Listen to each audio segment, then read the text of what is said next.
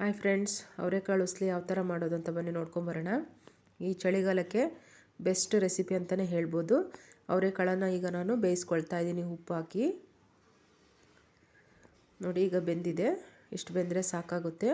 ನೋಡಬೇಕು ನೀವು ಬೆಂದಿದೆಯಿಲ್ಲ ಅಂತ. ಬೆಂದಿದೆ ಅಂದರೆ ತೆಗೆದುಬಿಡಬೇಕು. ಗ್ಯಾಸ್ ಆಫ್ ಮಾಡಿಕೊಂಡು ನೀರನ್ನು ತೆಗೆದುಬಿಟ್ಟು ಇಟ್ಕೋಬೇಕಾಗುತ್ತೆ. ಈ ಕಡೆ ಬಾಣಲಿಲಿ ನಾನು 1.5 ಸ್ಪೂನಷ್ಟು ಎಣ್ಣೆನ ಹಾಕ್ಕೊಂಡಿದ್ದೀನಿ. ಈಗ ನೋಡಿ, ಎಣ್ಣೆ ಬಿಸಿ ಆಗಿದೆ. ನಾನು ಸಾಸಿವೆನ ಹಾಕ್ಕೊಳ್ತಾ ಇದ್ದೀನಿ. ನಂತರ ಕಟ್ ಮಾಡಿರುವಂಥ ಹಸಿಮೆಣ್ಸಿನ್ಕಾಯಿನ ಹಾಕ್ತಾಯಿದ್ದೀನಿ, 2 ಹಸಿಮೆಣ್ಸಿನ್ಕಾಯಿ. ಬೇಕು ಅಂದರೆ ನೀವು ಖಾರದ ಪುಡಿನೂ ಹಾಕ್ಕೋಬೋದು. ನಾನಿಲ್ಲಿ ಹಸಿಮೆಣ್ಸಿನ್ಕಾಯಿನ ಯೂಸ್ ಮಾಡ್ತಾಯಿದ್ದೀನಿ. ಈ ಚಳಿಗಾಲಕ್ಕೆ ಬೆಸ್ಟು ರೆಸಿಪಿ ಅಂತಂದರೆ ಹೇಳ್ಬೋದು. ಇದನ್ನು ಆರೋಗ್ಯಕ್ಕೂ ಕೂಡ ಒಳ್ಳೆಯದು. ಈಗ ಸೀಸನ್ ಇರೋದ್ರಿಂದ ಪ್ರತಿಯೊಬ್ಬರ ಮನೆಯಲ್ಲೂ ಇದನ್ನು ಮಾಡೇ ಮಾಡ್ತಾರೆ. ಜಾಸ್ತಿ ಪದಾರ್ಥಗಳನ್ನು ಬಳಸೋದೇ ಬೇಕಾಗಿಲ್ಲ. 2-3 ಪದಾರ್ಥ ಇದ್ದರೆ ಸಾಕು, ನಮಗೆ ಅವರೆಕಾಳು ಉಸ್ಲಿ ರೆಡಿ ಆಗುತ್ತೆ. ನಾನಿವಾಗ ಸಣ್ಣದಾಗಿ ಕಟ್ ಮಾಡಿರುವಂಥ 1 ಈರುಳ್ಳಿನ 1 ಬಟ್ಲಷ್ಟು ಕಟ್ ಮಾಡಿ ಇಟ್ಕೊಂಡಿದ್ದೀನಿ. ಇದನ್ನು ಹಾಕಿ ನಾನು ಫ್ರೈ ಮಾಡ್ಕೊಳ್ತೀನಿ. ಬೇಗನೆ ಕ್ವಿಕ್ಕಾಗಿ ಆಗುವಂಥ ರೆಸಿಪಿ ಇದು. ಬರೀ ಅನ್ನ ತಿಳಿ ಸಾಂಬಾರು ಮಾಡ್ಕೊಂಡಿರ್ತೀವಿ, ಸೈಡ್ ಡಿಶ್ ಏನೂ ಇಲ್ಲ ಅಂತಂದರೆ ಈ ರೀತಿ ನಾವು ಮಾಡ್ಕೋಬಹುದು. ಇದನ್ನು ಕೂಡ ಫ್ರೈ ಮಾಡ್ಕೊಳ್ತೀನಿ ನಾನು. ಉಪ್ಪನ್ನು ಹಾಕೋಗಿಲ್ಲ. ಉಪ್ಪು ನೀವು ಬೇಕಂದರೆ ಹಾಕ್ಕೋಬೋದು. ನಾನು ಅವರೆಕಾಳು ಬೇಯಿಸುವಾಗ ಉಪ್ಪನ್ನು ಹಾಕಿದ್ದೆ, ಅದಕ್ಕೆ ನಾನು ಉಪ್ಪನ್ನು ಇಲ್ಲಿ ಹಾಕ್ತಾ ಇಲ್ಲ.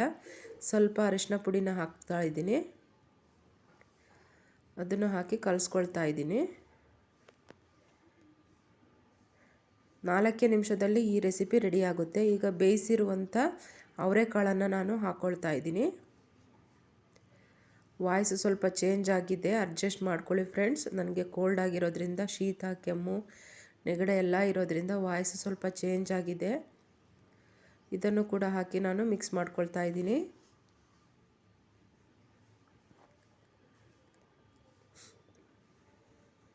ಇದೆಲ್ಲ ಚೆನ್ನಾಗಿ ಮಿಕ್ಸ್ ಮಾಡ್ಕೋಬೇಕು. ಇದಕ್ಕೆ ನೀವು ಬೇಕು ಅಂತಂದರೆ ಕಾಳುಮೆಣಸಿನ ಪುಡಿನ ಹಾಕ್ಕೋಬೋದು. ಇನ್ನೂ ಆರೋಗ್ಯಕ್ಕೆ ಒಳ್ಳೆಯದು ಕಾಳುಮೆಣಸಿನ ಪುಡಿ ಹಾಕೋದ್ರಿಂದ. 1 ಬಟ್ಲಷ್ಟು ಹಸಿ ಕಾಯಿ ತುರಿನ ಹಾಕ್ಕೊಳ್ತಾ ಇದ್ದೀನಿ.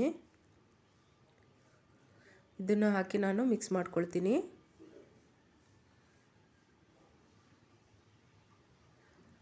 ಚೆನ್ನಾಗಿ ಕೈ ಆಡಿಸ್ತಾ ಇರಬೇಕು, ಇಲ್ಲಾಂದರೆ ನಾವು ಕಾಯಿ ಹಾಕಿರೋದ್ರಿಂದ ಬಾಣಲಿಲಿ ತಳ ಹಿಡಿದ್ಬಿಡುತ್ತೆ. ಅದಕ್ಕೆ ಮಿಕ್ಸ್ ಮಾಡ್ಕೊಳ್ತಾನೆ ಇರಬೇಕು.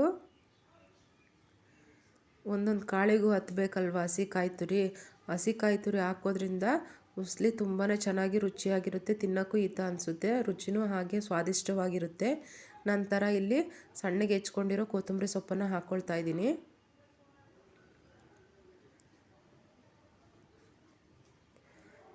ಈ ಥರ ಎಲ್ಲ ಚೆನ್ನಾಗಿ ಮಿಕ್ಸ್ ಮಾಡ್ಕೋಬೇಕು.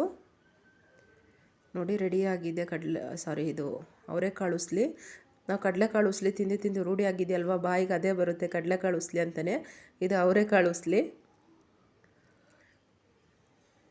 ಸಾಮಾನ್ಯವಾಗಿ ಎಲ್ಲರ ಮನೇಲಿ ಮಾಡೋದೇ ಕಡಲೆಕಾಳು ಉಸ್ಲಿ, ಆದರೆ ಈ ಸೀಸನಿಗೆ ಬೆಟರ್ ಅಂದರೆ ಅವರೆಕಾಳು ಉಸ್ಲಿ. ನಂತರ ನೋಡಿ, ಅರ್ಧ ನಿಂಬೆಹಣ್ಣಿನ ಹುಳಿನ ತೊಗೊಳ್ತಾ ಇದ್ದೀನಿ. ಗ್ಯಾಸನ್ನು ಆಫ್ ಮಾಡಿಕೊಂಡು ಅರ್ಧ ನಿಂಬೆಹಣ್ಣಿನ ಹುಳಿನ ಹಾಕ್ಕೊಳ್ತಾ ಇದ್ದೀನಿ. ಹಾಕಿ ಮಿಕ್ಸ್ ಮಾಡ್ಕೊಳ್ತಾ ಇದ್ದೀನಿ.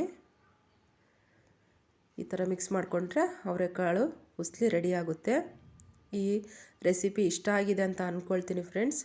ಒಮ್ಮೆ ಟ್ರೈ ಮಾಡಿ ಹೇಗಿದೆ ಅಂತ ಕಮೆಂಟ್ ಮುಖಾಂತರ ತಿಳಿಸಿ. ನಾನು ಮಾಡಿರೋ ಮೆಥಡು ಸರಿಯಾದ ವಿಧಾನದಲ್ಲಿ ಮಾಡಿದ್ದೀನಿ ಅಂತ ಅಂದ್ಕೊಂಡಿದ್ದೀನಿ. ನೀವು ಯಾವ ಥರ ಮಾಡ್ತೀರಾ ಕಮೆಂಟಲ್ಲಿ ತಿಳಿಸಿ. ನೋಡಿ, ಇಷ್ಟು ರುಚಿಯಾದ ಅವರೆಕಾಳು ಉಸ್ಲಿ ರೆಡಿಯಾಗಿದೆ. ಹೇಗಿದೆ ಅಂತ ಕಮೆಂಟಲ್ಲಿ ತಿಳಿಸಿ. ಹೊಸಬ್ರಾದರೆ ಚಾನಲ್ ಸಬ್ಸ್ಕ್ರೈಬ್ ಮಾಡಿಕೊಂಡು ಬೆಲ್ ಬಟನ್ನ ಕ್ಲಿಕ್ ಮಾಡಿ. ಹಾಗೆ ವಿಡಿಯೋಗೊಂದು ಲೈಕ್ ಕೊಡೋದನ್ನು ಮಾತ್ರ ಮರಿಬೇಡಿ. ಆ್ಯಡ್ಸನ್ನು ಸ್ಕಿಪ್ ಮಾಡಬೇಡಿ friends. Thank you for watching friends.